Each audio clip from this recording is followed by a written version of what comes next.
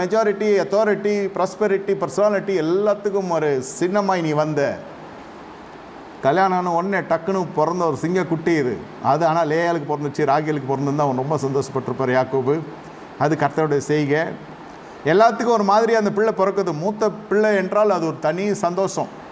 அடுத்தடுத்து பிள்ளைங்கள்லாம் இருந்தாலும் அந்த மூத்த பிள்ளை மீது தகப்பனுக்கு கூடுதல் ஒரு பிரியம் இருக்க தான் செய்யும். நீங்கள் கோச்சிக்க வேணாம், கூடுதல் ஒரு பிரியம் இருக்கும். அது பொண்ணாக இருக்கட்டும் ஆணாக இருக்கட்டும். என் பிள்ளை என் கஷ்டத்துலலாம் இருந்தது. ஏன்னா தகப்பனும் வளர்ந்து வருவான், அந்த பிள்ளையும் வளரும்.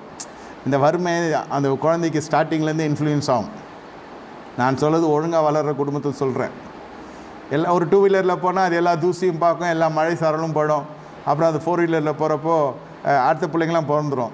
அதுங்க சில பசங்க பிறகுறப்பவே செழிப்பாகவே வரும். இந்த தகப்பனுடைய வளர்ச்சி. ஆனால் மூத்த குமார்த்தியோ குமாரனோ ஸ்டார்டிங்லேருந்தே அது பிரச்சனையிலேருந்தே இருப்பாங்க தகப்பனோடே. கடைசியில் நீ அப்படி விசேஷம் உள்ளவன், தண்ணீர்